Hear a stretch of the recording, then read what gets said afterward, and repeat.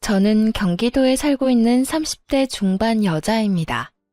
3년 전 자기 자식은 귀하면서 남의 집 귀한 딸은 종처럼 부려먹는 시모에게 한 방 제대로 먹이고 이혼해버렸는데요.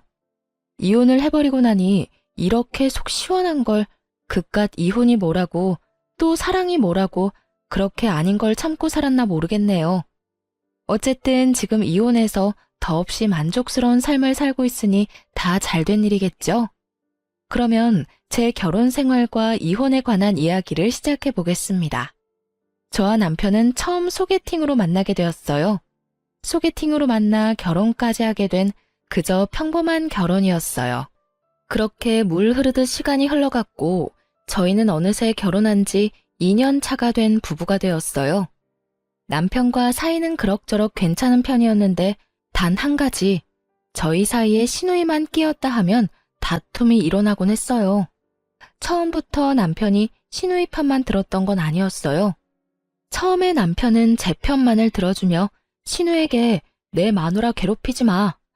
닭살이 돋는 말도 많이 하곤 했는데 시누이가 꽤 사는 집에 시집을 가며 변하기 시작하더라고요. 그 이유는 시누이가 알게 모르게 남편의 일에 도움을 주기 때문이었는데 시누이는 자기 남편을 살살 구슬려 남편의 일에 대해 조언도 하게 해주고 이런저런 도움을 주었다고 하더라고요.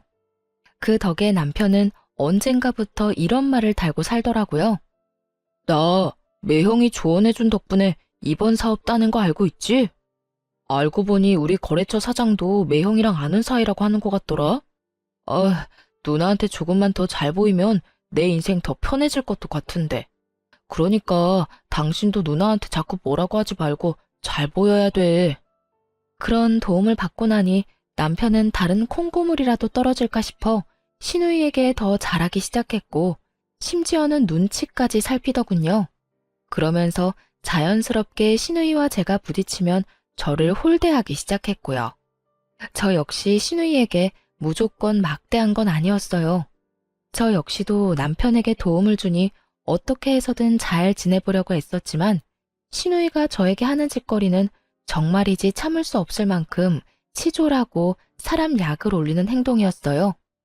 시누이가 처음 저를 화나게 했던 것은 제 물건을 말도 없이 망가뜨리거나 가져가는 행동이었어요. 신혼집에서 가까운 곳에 살던 시누이는 이런저런 이유를 대며 저희 집에 오곤 했는데 사실은 제 물건을 가지고 가려고 그렇게 자주 왔나 싶을 정도로 제 물건을 묻지도 따지지도 않고 마구잡이로 가져가곤 했어요. 큰 건 가방부터 시작해서 작은 건 액세서리용 귀걸이까지 가져갔는데 비싼 건 비싸니 말이라도 꺼낸다고 하지만 몇천 원짜리 액세서리는 말도 못하고 속에서 열불만 터지기 일쑤였어요. 그래도 그때는 남편이 제 편을 들어주곤 했습니다. 아직도 기억나는 사건이 있어요. 시누이는 그날도 저희 집에 방문했고 급하게 집으로 간다며 집을 나서려고 하더라고요. 딱 보아도 지나치게 큰 가방에 무언가를 잔뜩 넣고 말이죠. 그걸 발견한 남편은 가려는 시누이를 붙잡고 이렇게 말했어요. 누나, 뭘 또 가져가는 거야? 내가 뭘 가져간다고 그래. 생사람 좀 잡지 마. 제대로 좀 숨기거나 그런 말을 해. 누나 가방 지금 터질 것 같다고. 제발 그러지 좀 마라. 내가 집사람 보기 창피해 죽겠다고. 돈도 잘 버는 사람이 왜 그렇게 남 물건에 집착을 해? 왜 그렇게 남 물건을 가지고 가냐고. 내가 언제 해? 이건 그냥 예쁘길래 좀 빌려가는 거야. 한여름에 오리털 패딩 입을 일이 뭐 있다고 빌려간다는 말을 해? 그리고 빌려가는 것도 아니잖아. 빌려가는 건 주인한테 물어보고 가지고 가는 건데 누나 집사람한테 아무 말도 안 했잖아. 시누이가 가방 속에 숨긴 것은 다름 아닌 오리털 패딩이었어요. 그것도 더워서 절로 짜증이 나는 한여름에 말이죠. 시누이는 남편의 핀잔에 민망하면서도 화가 났는지 가방에 구겨 넣었던 패딩을 내팽겨 쳤어요. 치사하다 치사해. 더럽고 치사해서 안 가지고 간다고. 그래, 더럽고 치사하니까 앞으로도 좀 가지고 가지 마. 이렇게 제 편을 들어주던 남편이 참 든든했는데 어느새 남편은 제 편은커녕 형님 대변인 노릇만 하는 사람이 되었더군요. 그날도 형님이 다녀갔고 전 이런저런 집안일을 하느라 형님에게 잠시 시선을 뗀 사이 또 제 물건을 가지고 갔더라고요. 이번엔 립스틱이었는데 친구가 선물로 주며 립스틱에 각인까지 새겨줬던 터라 유난히 애정을 가지고 쓰던 것이었죠. 아, 진짜. 형님 또 가지고 갔어. 또 내 립스틱 가지고 갔다고. 그딴 립스틱 얼마나 한다고 이 난리야. 그리고 가지고 가고 싶어서 가지고 갔겠어? 누나가 어떤 집에 시집을 갔는데 그냥 색이 예뻐서 발라봤는데 어쩌다 보니 가방에 들어갔겠지. 속상했겠다. 누나가 왜 그랬지? 이 한마디가 그렇게 힘든 거였을까요? 전 그 한마디면 됐는데 남편은 끝내 제가 원하는 말은 해주지도 않고 말도 안 되는 이유를 붙여가며 시누이 대변을 하고 나서더군요. 립스틱에 발이 달린 것도 아니고 가만히 있는 시누이 가방에 그게 들어갈 리가 없다는 사실은 남편도 뻔히 알 텐데 저딴 말이나 하고 있으니 화는 더 올라오고 있었어요. 그걸 가지고 갔다고 하지 다르게 할 말 있다고 생각해? 그러지 말고 당신이 뭐라고 좀 해. 당신 말대로 형님은 부잣집에 시집 갔는데 왜 내 물건을 이리도 가지고 가는 거냐고. 아우, 됐어. 사람 치사해 보이게 그런 이야기를 어떻게 해? 그냥 내가 사줄게. 그거 얼만데? 가격이 중요한 게 아니라 선물 받은 거란 말이야. 몇 번 바르지도 않았고. 비싼 거면 내가 직접 형님한테 말했겠지. 매번 말하기도 좀스럽게 꼭 이런 거만 가져가니까 더 미쳐버릴 것 같아. 그만해. 다음에 내가 만나서 잘 이야기할 테니까. 이야기할 생각도 없으면서 저딴 말을 한다는 건 더는 이야기하고 싶지 않다는 남편의 신호였고 저 역시 그런 남편과 실랑이를 벌이고 싶지 않았기에 남편을 한번 쏘아보고선 입을 다물었어요. 그나마 그 모든 것을 참고 살 수 있었던 건 부잣집에 시집간 시누이가 시집살이하며 저희 집에 오는 날이 현저하게 줄었다는 것이었어요.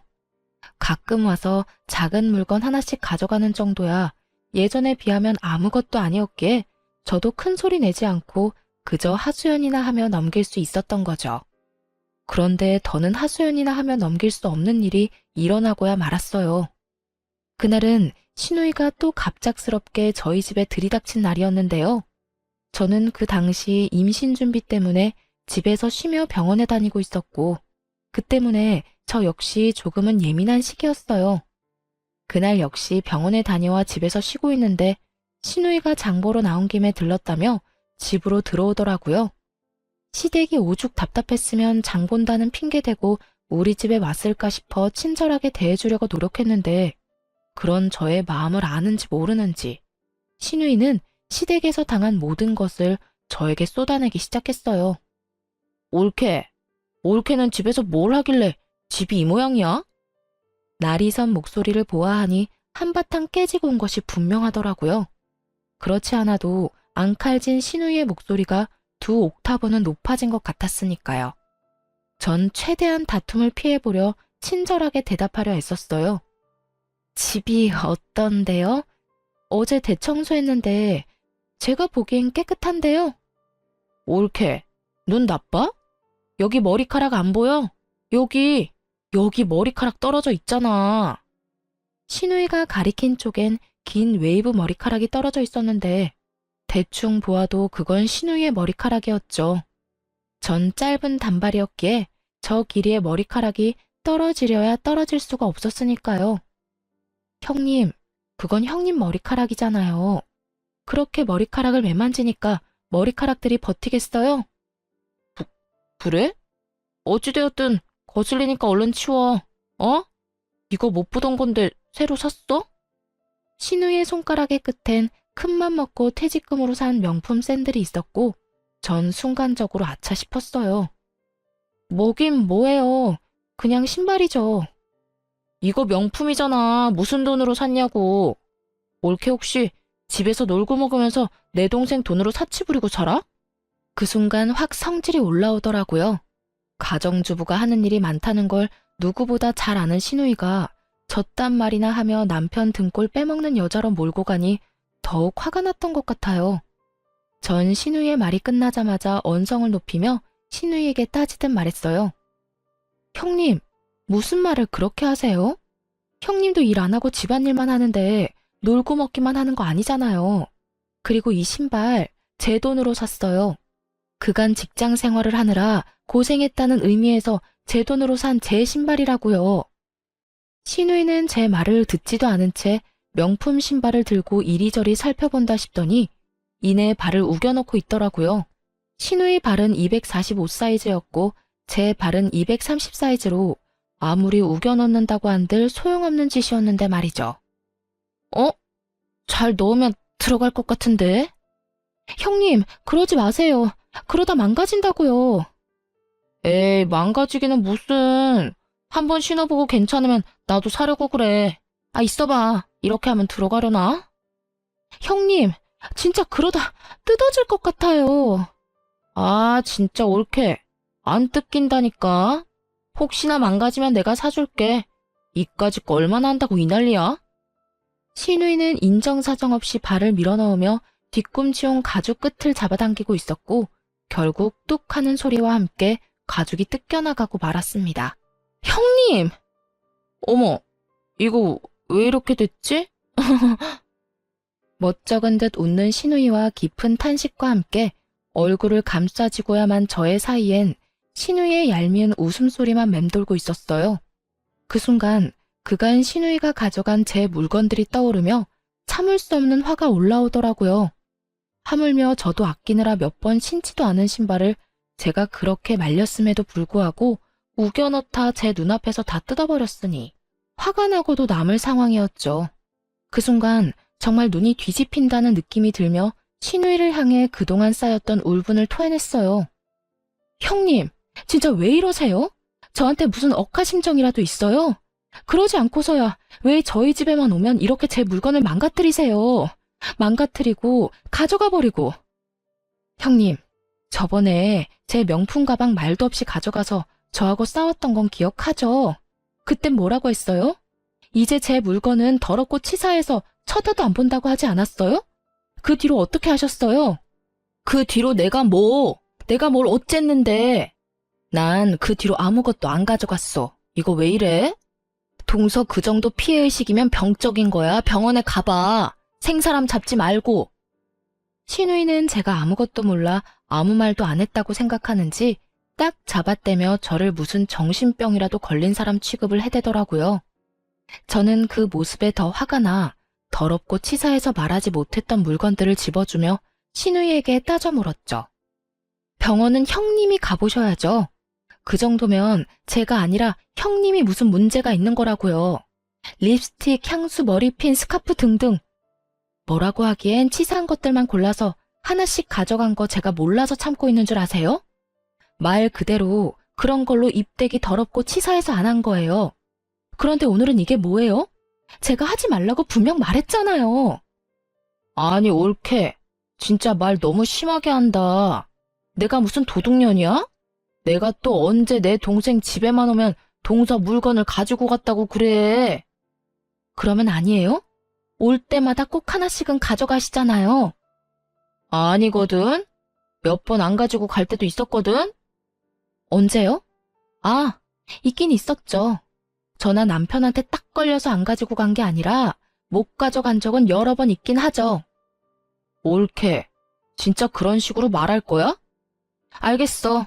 내가 더럽고 치사해서 옳게 물건은 쳐다도 안 볼 거야. 진짜야. 이까짓 것들 얼마나 한다고 이 난리를 부리는지 모르겠네. 그냥 선물 줬다고 생각하면 서로 편하잖아. 선물도 제 마음에서 우러나야 줄 수 있는 거예요. 형님 같으면 형님한테 선물 주고 싶겠어요? 그리고 매번 이까짓 거 그러는데 다른 건 다 됐고 얼마 되지도 않는 이까짓 신발 가격 문자로 보낼 테니까 오늘 내로 입금해 주세요. 조금 전까지만 해도 당장 돈을 붙일 것처럼 굴던 신우이는 막상 제가 정말 돈을 요구하자 눈을 동그랗게 뜨고 저를 보며 이렇게 말하더라고요. 뭐? 지금 나한테 가족끼리 신발값을 받겠다는 거야? 네, 형님이 이까지 신발 망가지면 사준다고 하셨잖아요. 사주는 거 대신 돈으로 주세요. 형님이 짝퉁을 사줄지 중고를 사줄지 제가 어떻게 알고 신발로 받겠어요? 그러니까 돈으로 입금해 주시고 오늘은 이만 가주세요. 지금 당장 가달라고요. 저는 시누이를 밀어내며 닥달했고 시누이는 그런 제 행동이 어이가 없다는 듯 들고 있던 신발을 제 얼굴에 던져버리고 집을 나가버리더라고요.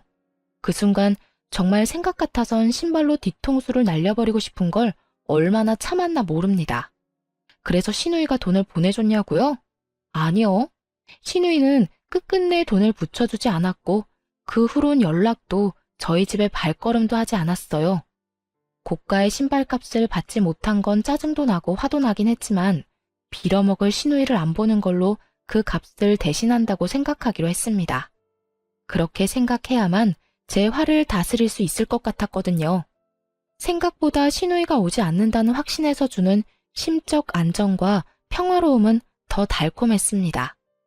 이런 컨디션이라면 그렇게 노력해도 안 되던 임신도 당장 될 것만 같은 기분마저 느껴졌어요. 그렇게 평화로운 시간이 지나고 있었는데 어느 날은 시모에게 시댁으로 오라는 연락이 왔더라고요. 이유를 물어도 대답을 해주지 않는 것이 미심쩍긴 했지만 오라는데 가지 않을 수도 없는 노릇이라 무거운 발걸음으로 시댁으로 가게 되었죠. 시댁에 들어서는 순간 저는 경악을 금치 못했어요. 시댁 거실 한가득 절인 배추가 보였고 그 한가운데에 선 시모는 저를 보자마자 일을 시켜 먹으려 들었으니까요. 왔니? 얼른 앞치마하고 오거라. 오늘 김장 좀 해야 해. 네? 김장철도 아닌데 무슨 김장이에요. 아니, 이게 다 몇 포기예요? 얼마 안 되는데 50포기는 넘는데 100포기는 안 될 거야. 그래도 내가 너 힘들까봐 절인 배추를 산 거니까 고마운 줄 알아. 요즘에 이런 시어머니가 어디 있니? 네, 이런 시어머니가 또 없긴 하죠. 요즘 누가 김장철도 아닌 때에 식구도 없는 집에서 100포기씩 김장을 하나요? 심지어 저희 집 김치냉장고엔 김치가 가득한데 말이죠. 제가 알기론 시댁에도 남은 김치가 절반은 넘게 남았던 걸로 아는데 갑자기 김장이라고 하니 의아한 기분이 들었어요. 그런데 어머님, 갑자기 웬 김장이에요? 어머님네 김치도 아직 많이 남았잖아요. 어머님도 그렇고 남편도 그렇고. 김치 별로 안 먹어서 먹을 사람도 없는데 이만큼이나 해서 어쩌시려고 이렇게나 많이 하세요? 우리 먹을 거 아니다. 네 형님 줄 거야. 그 망할 옆에 내가 글쎄 내 딸한테 혼자 김장을 해라고 했다지 뭐니. 김장철도 아닌데 김치는 무슨 김치야. 그 옆엔 내가 남의 집 귀한 딸을 부려먹어도 적당히 부려먹을 생각을 해야지. 아니, 내 딸이 뭘 잘못했다고 그렇게 괴롭히는지 모르겠다니까. 고이한 노인네가. 정말 헛웃음이 나오지 않나요? 저도 친정에선 오빠 3명의 딸 하나로 어렵게 얻은 귀한 고명딸인데 시모가 이런 사실을 잊고 있는 듯 하더라고요. 그러니 남의 집 귀한 딸인 저한테 심지어는 저희가 먹지도 않을 김장을 시키며 사돈을 저리 욕하는 걸 보아하니까요. 그래서 저 역시 귀한 고명딸임을 알려주기로 했어요. 그러게요. 사돈 어르신 너무했네요. 김장철도 아닌데. 남의 집 귀한 딸한테 김장 100포기가 무슨 짓이래요? 그렇죠, 어머님? 내 말이 그 말이야. 오랜만에 네가 대화가 통하는구나. 이게 말이 되는 일이야? 하여튼 그 옆에 내 상식도 없고 아주 심보가 고약하다니까. 아유, 일단 얼른 서두르자. 좀 있으면 네 형님 올 거야. 그 전에 우리가 대충 마무리해야 걔는 편히 쉬다가 가지. 그런데 어머님, 저도 저희 집 귀한 딸이에요. 남자만 득실한 집에서 빌고 또 빌어 낳은 귀한 고명딸이라고요. 그런데 그 귀한 고명딸을 어머님께서 김장을 시키시네요? 그것도 형님네 김장을요. 어머님 생각엔 제가 이걸 해야 한다고 생각하세요? 제 말을 들은 시모는 당황하기는커녕 누구보다 태어난 목소리로 이렇게 말하더군요. 넌 내 며느리잖니? 당연히 해야지. 네 시누이랑 너랑 같니? 그 순간 아 하고 깨달음을 얻었어요. 더는 이렇게 살면 안 되겠다는 깨달음이었죠. 시모도 처음부턴 이러지 않았습니다. 물론 조금은 시집살이는 있었지만 남들 다 겪고 사는 선을 지키는 적당한 시집살이였어요. 그런데 형님이 시집을 가며 시모도 점점 변하기 시작하더니 잘못한 것도 없는 저를 못 잡아먹어 안달인 사람이 되더라고요. 시집살이를 당하는 시누이를 보며 자신이 너무 착하게 저를 대했다고 생각했는지 시누이가 당하고 오는 날엔 시누이가 당한 그대로 저에게 해버리는 경우가 종종 있었어요. 그간에는 어떻게 해서든 참아보려고 했는데 더는 참을 수가 없는 지경이었죠. 어머님, 똥 묻은 개가 겨 묻은 개 나무란다는 말 아시죠? 그래, 알지. 그런데 그 말은 갑자기 왜? 지금 어머님한테 제가 하고 싶은 말이에요. 형님이 그리 아깝고 귀하다는 분이 왜 저는 그렇게 식모 부리듯이 부리세요? 사돈 어른이 고약하다고요? 어머님도 지금 만만치 않아요. 뭐? 너 지금 뭐라고 했니? 나보고 고약하다고 했니? 어디 그딴 옆에 내하고 같은 취급을 해? 아, 제가 실수했네요. 어머님은 사돈 어른보다 더 심해요. 진짜 기가 막혀서. 제가요, 내리사랑은 들어봤어도 내리김장은 듣도 보도 못했네요. 어떻게 형님 김장을 저한테 다 하라고 할 수가 있어요? 제가 무슨 혹은 줄 아세요? 제가 이 집 식모라도 되는 줄 아냐고요. 차라리 식모가 저보다는 낫겠네요. 식모는 월급이라도 받고 그동안 수고했다는 말이라도 듣는데 저는 오로지 욕만 먹으니까요. 어찌되었든 전 이 김장 절대로 못하니까 이 김치들 삶아 먹든 구워 먹든 형님이랑 둘이 함께 잘 해결해 보세요. 인연이 진짜 네가 시어미한테 못하는 말이 없어. 어디 시댁 무서운 줄 모르고 입에서 나오는 대로 뱉어내고 있는 게야. 그리고 네가 한다 만다 결정할 수 있는 문제라고 생각하는 거니? 너는 그냥 내가 시키면 그 입 뻥끗도 하지 말고 시키는 대로 다 하면 돼. 알겠어? 제가 어머님이 기르는 똥개라도 되는 줄 아시나 본데 동물도 어머님처럼 괴롭히면 확 물어버려요. 그건 아시죠? 그러니까 제가 마지막 예의 챙겨드릴 때 그만하세요. 더는 이런 취급 받고 살지 않을 거니까요. 뭐야? 너 지금 날 상대로 겁주고 있는 거냐?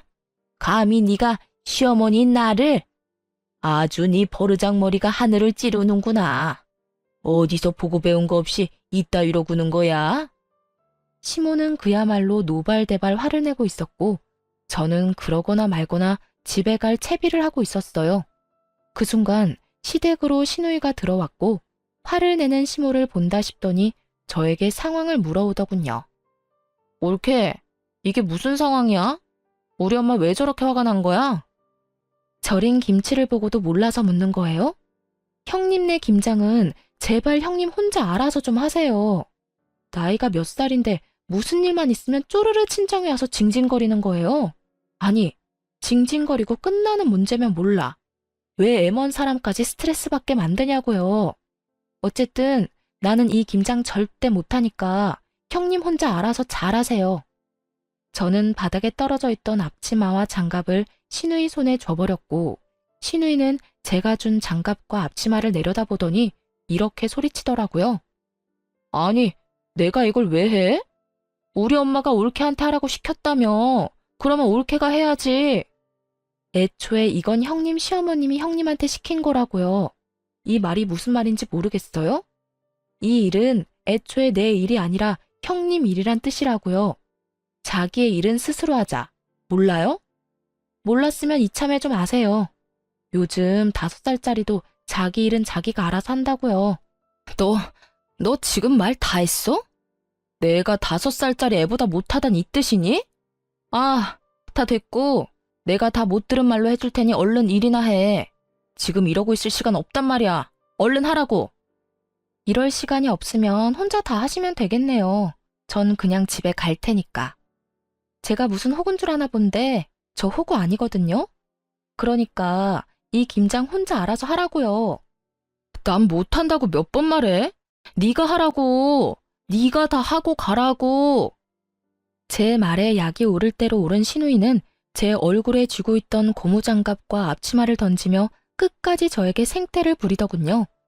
처음도 아니고 2번이나 시누이가 던진 물건에 얼굴을 맞아버리니 화가 치솟아 오르며 이대로 가만히 있으면 안 되겠다는 생각을 했어요. 도저히 말로 해선 들어먹을 것 같지 않다고나 할까요? 그래서 전 잘 절인 배추 한 포기를 신우이의 얼굴에 던져버렸습니다. 네, 그 막장 드라마의 한 장면처럼 말이죠. 야, 미친 게 지금 나한테 뭘 던지는 거야? 직접 맞아보고도 모르겠어? 왜? 한 포기 더 맞아볼래? 그러면 알겠어? 너 나한테 그따위 것 또 던지기만 해봐. 내가 가만히 안 있을 거야? 가만히 안 있으면 어쩔 건데. 그리고 너는 매번 나한테 이것저것 던져댔으면서 나는 왜 안 돼? 너 지금 나한테 너라고 했어? 감히 하늘 같은 형님한테 반말을 해? 하늘 같은 소리 한다. 정신 좀 차려라. 하는 짓거리는 땅보다도 못한 짓을 하면서 하늘 대접은 받고 싶어 하는 게 말이 된다고 생각해? 야, 더 하고 싶은 말도 없고 네 얼굴 보고 싶지도 않으니까 다신 나 부르지도 말고 연락도 하지 마. 그리고 이 김장도 네가 알아서 해. 알겠어? 야, 너 진짜 내가 가만 있을 줄 알아? 내가 너 내 동생이랑 이혼시킬 거야. 어떻게 해서든 내 동생이랑 이혼시키고 말 거라고. 그때 가서 후회하지 마. 그때 가서 울고불고 매달려도 소용없다 이거야. 저는 끝까지 정신을 못 차리는 신우이에게 한마디 해주고 시댁을 나와버렸습니다. 나라고 가만히 있을 줄 알아? 너 한 번만 더 이딴 짓 시키면 내가 네 시댁에 찾아가서 그 잘난 사돈어른한테 네가 어떤 인간인지 다 말해줄 거야. 알겠어? 그때 가서 너나 후회하지 마. 나는 네가 내 앞에서 무릎 꿇고 울고불고 빌어도 눈도 하나 깜짝 안 할 거니까. 전 그대로 뒤를 돌아 집으로 돌아왔고 샤워를 한 후 소파에 앉아 화를 식히고 있었어요. 찬물로 샤워를 했는데도 얼마나 화가 났는지 열기가 식지 않더라고요. 가만히 앉아 아무리 생각해도 남편 놈은 시댁 편이나 들 것이 뻔했고 이제는 결정을 내려야 한다는 생각이 들었죠. 시댁 문제만 아니면 남편과 싸울 일도 없을 뿐더러 오히려 사이가 좋았던 편이라 이혼을 생각한 적은 있었지만 그건 다들 한 번씩은 하는 홧김에 잠시 해보는 생각일 뿐이었어요. 하지만 그런 일까지 겪고 나니 더는 이렇게 살고 싶지도 않았고 이 괴롭힘이 줄어들기는커녕 점점 심해질 것이 분명하니 이혼을 처음으로 진지하게 고민하고 또 생각하게 되었죠. 만약 남편이 이 순간의 행동을 똑바로 해준다면 시댁의 발길을 끊고 신우이와 연을 끊는 것으로 마무리하겠지만 그렇지 않다면 이혼해야 한다는 쪽으로 마음이 기울고 있었어요. 그런 생각들을 하며 저는 남편을 기다렸고 8시가 넘어도 온다 간다 소식이 없던 남편은 10시가 넘은 시간에 집으로 돌아오더군요. 그런데 남편은 혼자가 아니었어요. 잔뜩 굳은 표정을 한 남편의 뒤로 짐을 가득 들고 들어오는 신우이가 따라 들어오더라고요. 저는 또 이건 무슨 상황인가 싶더라고요. 맨몸으로 신우이가 왔다면 따지러 왔다고 생각할 수도 있겠지만 짐을 들고 들어오니 불안하면서도 의아했어요. 뭐야? 형님은 우리 집으로 들어와? 몰라서 물어. 오늘 당신이 누나네 김장 안 해줬다며. 누나랑 엄마 둘이서 그 많은 김장을 어떻게 해? 누나는 김장해 본 적도 없고 엄마는 나이가 있는데. 그래서 집에서 쫓겨났어. 그 할망구 진짜 너무하는 거 아니야? 아무리 그렇다고 해도 어떻게 사람을 쫓아낼 수 있어? 그래서 우리 집에 데리고 온 거라고? 앞으로 우리 집에서 살려고? 그러면 어떻게 해? 당신 때문에 모든 일이 이렇게 됐는데 우리가 책임져야지. 평생은 아니고 조만간 그 집에서 다시 부르면 돌아가면 되니까 그때까지만 좀 같이 살자. 내가 진짜 마지막 기회 준다고 생각하고 묻는 건데 이 모든 게 나 때문이라고 생각하는 거야? 그러면 누구 때문인데? 다 당신 때문이잖아. 그까지 김장 좀 해주면 되지. 왜 안 해줘서 이런 상황을 만들어? 그리고 당신 우리 누나 절인 김치로 싸대기까지 날렸다며? 내가 진짜 그 이야기 듣는데 내가 다 화가 나더라.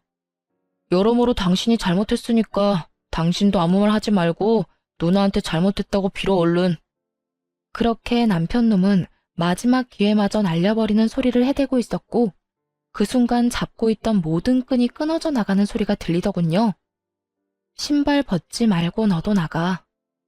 참 많이도 고민했는데 남편의 말을 듣는 순간 길었던 고민에 비해 결론은 빠르고 명확하게 결정되더라고요. 그래서 신발도 벗지 않은 두 사람에게 나가라고 소리쳐버렸고 남편과 시누이는 놀란 토끼 눈으로 저를 바라보더군요. 단연 놀란 것은 남편이었는데 아무리 싸워도 이런 말은 한 번도 하지 않았던 저였기에 순간 잘못 들었나 하는 눈빛을 보내며 다시 물어오더군요. 어? 뭐라고? 너도 나가라고. 설마 쫓겨날 수도 있다는 걸 단 한 번도 생각해 본 적 없다는 억울한 눈빛이길래 다시 한번 분명히 말해줬어요. 사돈이 너무한 게 아니라 네가 너무하네. 뭐? 그 김장을 내가 다 해줬어야 한다고?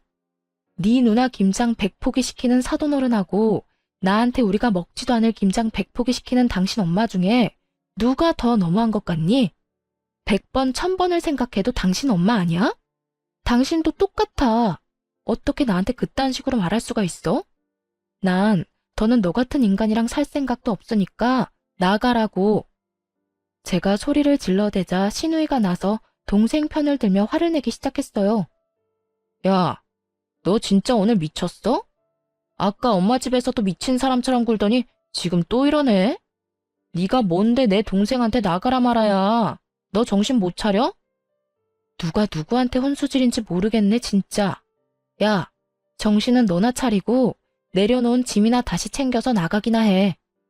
시누이는 급기야 참을 수 없다는 듯 욕설을 쏟아내기 시작했고 전 그런 시누이에게 녹음 중인 휴대전화를 보여주며 이렇게 말했어요.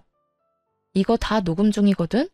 그러니까 내 신발값은 너한테 받을 위자료로 대신할게. 무슨 뜻인지 알지? 내가 너한테도 소장 보낼 거란 이 말이야. 그러니까 그 잘난 시댁 도움을 받든 그 애틋한 친정 도움을 받든 해서 준비 단단히 해두는 게 좋을 거야. 난 무슨 수를 써서라도 너한테 위자료는 받아낼 테니까 말이야. 제가 이렇게까지 하자 남편은 그제야 상황의 심각성을 인지했는지 목소리 톤을 급하게 낮추며 이렇게 말하더군요. 여보, 진짜 왜 이래? 정말 당신 이혼이라도 하려고 이러는 거야? 그래서 나보고 정말 이 집에서 나가라고? 그까짓 김장이 뭐라고 이렇게까지 하는 거야? 일단 흥분을 좀 가라앉히고 나랑 천천히 이야기 좀 해, 어? 그까짓 김장이 뭐라고 상황을 이렇게 만든 사람은 내가 아니라 당신 식구들이거든? 오늘 이 상황까지 오는 동안 내가 뭘 잘못했길래 왜 다들 날 못 잡아먹어서 안달이야? 그래, 당신 화난 거 다 알겠고 다 이해하니까 일단 나랑 차분하게 이야기부터 하자. 이혼은 아니지. 이런 걸로 무슨 이혼을 해. 이제서야 이해를 한다고? 그 이해 참 빠르기도 하네. 그런데 어쩌냐? 난 참을 만큼 참았고 더는 참을 노력도 인내도 남아있지 않으니까 그냥 이혼해. 이런 일로 이혼이 될지 안 될지는 법원에서 가려줄 테니까 그냥 이혼하자고. 그리고 이 집에서 당장 나가. 저는 남편과 시누이를 밀어냈고 시누이는 끝까지 못 나간다며 되려 저에게 나가라며 고함을 고래고래 질러대더군요. 야, 밀지 마. 밀지 말라고. 그리고 나가려면 네가 나가야지 왜 우리가 나가? 여기 내 동생 집이거든? 난 절대 못 나가니까 네가 나가. 야, 땡전 한 푼 없는 네가 시집은 어떻게 갔을 것 같은데? 아, 우리 시댁에 돈 없는 거 너도 뻔히 알지 않아? 네 시집 자금 우리 집에서 나온 거야. 아니, 정확히는 네 동생 돈이겠네. 네 동생이 네 시집 자금 대준 대신 이 집 명의 내 명의로 해줬다 이거야. 어차피 이 집 마련할 때 내 돈이 더 많이 들어가서 나한테 지분이 더 많긴 했지만 이젠 온전히 내 집이란 이 말이지. 그러니까 당장 꺼져. 네, 그래요. 시누이는 시집 갈 때 모은 돈이 별로 없었고 시댁에서도 도와줄 형편이 되지 않았어요. 어떻게 해야 할지 고민이 많던 시기에 남편이 시누이의 시집 자금을 주게 된 것이었죠. 거기엔 제 돈도 적잖게 들어가 있던 터라 시누이에게 자금을 주는 대신 집 명의를 제 앞으로 돌려주었던 것이었어요. 이게 정말 사실이야? 너 집 명의 쟤한테 넘겨줬어? 너 미쳤어? 집을 넘겨주면 어떻게 해? 이제 우리 어디 가서 살려고? 그러면 어떻게 하냐? 누나가 그때 돈 내놓으라고 난리 부렸잖아. 나한테 그런 큰 돈이 있을 리도 없고 있다고 한들 집사람이랑 같이 모은 돈뿐인데 누나 시집은 보내야 하니까 그랬지. 나라고 뭐 집까지 넘기고 싶어서 넘긴 줄 알아? 야, 그러게 내가 집사람 좀 적당히 괴롭히라고 했잖아. 그러다 나 이혼당하면 큰일 난다고. 집까지 넘긴 줄은 몰랐지. 그런 사실은 빨리 말했어야지. 나는 누나 속상할까봐 그랬지. 그리고 누나가 부잣집 시집 갔으니까 언젠가는 다 돌려줄 거라고 생각하기도 했고. 누가 이렇게 될 줄 알았나? 이제 어떻게 해? 우리 진짜 어떻게 하냐고. 그제야 모든 사실을 알게 된 신우이는 망연자실한 얼굴로 중얼거리고 있었고 전 그런 두 사람을 있는 힘껏 밀어 집에서 내쫓아 버렸어요. 쫓기는 그 순간에 신우이는 이대로 쫓겨났다간 정말 큰일이다 싶었는지 제 다리를 붙들고 울고불고 하며 매달리더라고요. 옳게 이대로 사람을 내쫓으면 어떻게 해? 이 야밤에 어딜 가라고. 우리 정말 갈 데가 없어. 이런 꼴로 친정에 갈 수도 없는 노릇이고 정말 갈 데가 없다고. 그러니까 일단 들여보내줘. 들어가서 내가 잘못을 빌든 다신 옳게 괴롭히지 않겠다는 각서를 쓰든 뭐든 할 테니까 일단 집에만 들어가게 해줘. 이제 와서 이래도 아무 소용 없거든? 난 무조건 이혼할 거고 이혼할 마당에 너희 오갈 데 없는 것까지 걱정해주게 생겼어? 넌 아직도 내가 호구로 보이니? 내가 언제 올케를 호구로 봤다고 그래. 내가 정말로 올케한테 했던 모든 행동이 미안해서 그래. 너무 미안해서 정식으로 사과라도 하고 싶어서. 그러니까 일단 들어가서 이야기하자. 그래? 그러면 그 진심은 눈꼽만큼도 없는 사과 받은 걸로 칠 테니까 이만하시고 좀 꺼져주세요, 형님. 전 신우이를 뿌리치고 문을 닫아버리곤 도어락 건전지를 빼버렸죠. 밖에선 문을 두드리며 이야기 좀 하자고 난리가 났지만 전 그런 두 사람에게 조용하지 않으면 경찰에 신고해버리겠다고 엄포를 놔버렸어요. 그 후 두 사람은 시댁으로 가버렸고 그렇게 이혼을 진행하게 되었습니다. 전 이혼 준비와 함께 시모와 신우이에게도 소장을 보내버렸어요. 신우이에겐 대화 녹음 파일과 저에게 보내왔던 욕설 가득한 문자가 있었고 시모에겐 그간 저에게 보냈던 문자들이 가득했어요. 전 위자료를 다 받아내고 이혼을 할 수 있었고 이혼을 하는 그날까지도 전 남편은 저에게 끝까지 매달리더군요. 여보, 정말 이대로 이혼할 거야? 우리가 이혼할 이유가 없잖아. 우리 누나 아니면 싸울 일도 없었고 사이도 좋았잖아. 그런 우리가 왜 이혼해야 해? 그러니까 이혼하는 거야. 당신은 아무것도 모르니까. 당신 누나 아니면 싸울 일이 없으니까 나도 그래서 참고 살았어. 그런데 당신 누나 아니면 싸울 일이 없다는 건 당신이 당신 누나 하나 막아주지 못하고 있다는 것도 되더라. 당신은 뭐 했니? 내가 당신 누나한테 당하고 괴롭힘 당할 때 당신은 뭐 했냐고. 처음 우리 신혼 때 내 편 들어준 거? 그래봤자 몇 개월이나 된다고. 그 뒤로 당신 그냥 방관자일 뿐이었어. 난 혼자 다 참았고 결국 나 혼자 다 해결하고 당신하고 이혼하는 거라고. 그러니까 더는 이러지 마. 여보, 내가 다 잘못했어. 그러니까 다시 한 번만 생각해주면 안 될까? 내가 진짜 잘할게. 내가 이제 당신 지켜줄게. 웃기지 마. 내가 당신을 몰라? 지금은 잘못했다고 빌겠지. 그러다 내 화 풀리면 당신은 당신 누나 우리 집으로 데리고 오고도 남을 사람이야. 지금도 당신 오갈 데 없이 부모님 집에 다시 들어가게 생기니까 나한테 이렇게 매달리는 건 모를 줄 알아? 그것뿐이야? 당신 전 재산 누나한테 다 줘버렸는데 그거마저도 다 물거품 되게 생겼으니까 나한테 이러는 거 아니야. 나 바보 아니야. 나 더는 참고 살진 않을 거라고. 그런 거 아니야. 나 절대로 우리 누나 집으로 데려오지 않을 거고 당신이 시키는 건 뭐든지 할 거야. 당신이 싫다는 건 절대로 안 하고 말이야. 그러니까 다시 한 번만 나한테 기회를 줘. 이렇게 헤어지는 건 정말 아니잖아. 전 남편은 끝까지 그런 게 아니라며 매달렸지만 전 그런 전 남편을 뿌리치고 돌아왔습니다. 그 후 위자료 문제 때문에 전 남편과 연락할 일이 있어 차단을 하고 있지 않았는데 전 남편에게 전화가 오더군요. 술에 잔뜩 취한 목소리였는데 결국 전 시누이가 이혼까지 하게 됐다며 저에게 따져묻기 시작했어요. 야, 너 때문에 우리 누나 결국 이혼했다.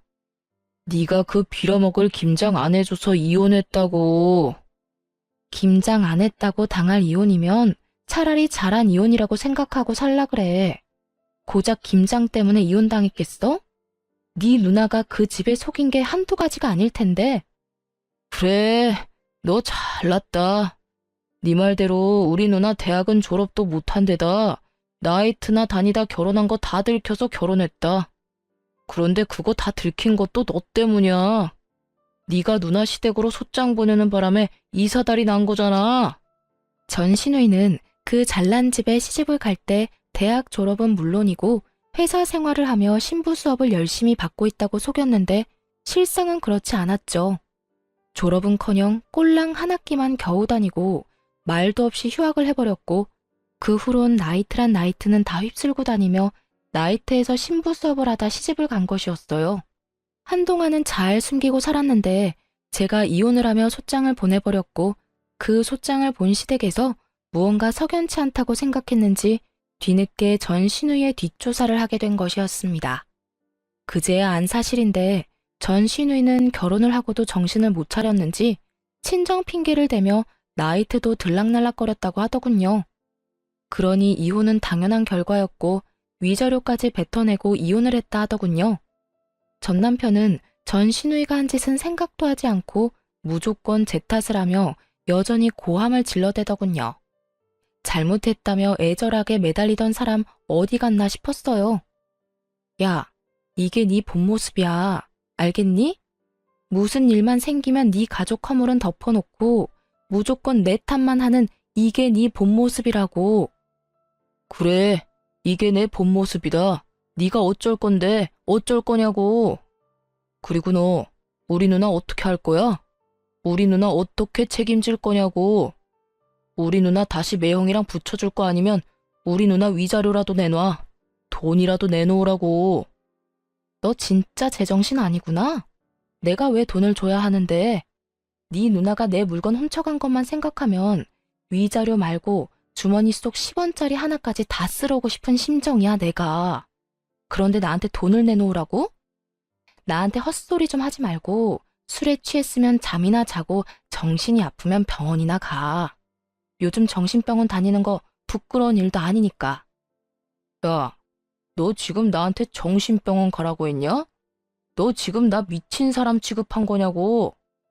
지금 꼴이 딱 미친 사람 꼴이잖아. 다 당신 생각해서 하는 말이니까 병원은 꼭 가봐. 상태가 심각해 보인다. 그리고 다신 나한테 연락하지 마. 끊을게. 전화를 끊어버린 저는 바로 전 남편을 차단해버렸고 위자료에 관련된 모든 사항은 변호사께 위임하며 잘 마무리하게 되었습니다. 그 후 들려오는 소식엔 전 남편과 이혼당한 전 시누이는 전 시댁으로 들어갔다 하더군요. 전 시모 속도 알만하더군요. 시집 장가 다 보내놨더니 위자료를 주느라 빚쟁이가 되어 다시 집으로 돌아왔으니까요. 그 짧고도 통쾌한 소식을 마지막으로 더는 그 사람들의 소식은 들을 수 없었어요. 아니, 듣고 싶지도 않아 귀를 막고 살았네요. 그 후 전 집값이 많이 오른 집을 처분하고 혼자 살기 편한 작은 집을 얻어 잘 살고 있어요. 일을 쉰 지 오래돼서 그런지 취업이 잘 되지 않더라고요. 사연을 들어보면 제 취업도 턱턱 잘들 하시던데 저는 그렇진 않았어요. 그래서 엎어진 김에 쉬어간다고 생각하며 휴식기를 보내며 미래를 고민하게 되었고 고민한 결과 작은 가게를 차리게 되었어요. 요즘엔 어느 정도 자리를 잡아 떵떵거릴 만큼 돈을 많이 버는 건 아니지만 생활에 무리 없을 만큼은 벌며 잘 지내고 있습니다. 전 앞으로도 이렇게 소소하게 지내며 큰 욕심 부리지 않고 그저 평범하게 살아보려고 해요. 이렇게 살아가다 좋은 사람이 생기면 연애도 다시 하고 꿈이 생기면 그 꿈을 위해 또 노력하며 살아가려고요. 가끔 저에게 이혼한 걸 후회한 적이 없냐고 묻는 사람들이 간혹 있는데요. 저는 그럴 때마다 이렇게 대답합니다. 왜 진작 이혼하지 않았을까? 그 후회는 한다고요. 이거 하나만 빼면 우리 부부 사이엔 아무 문제가 없는데라는 말은 그 하나를 해결하지 않아 우리가 계속 싸우고 있음을 너무 늦게야 깨달은 것이었죠.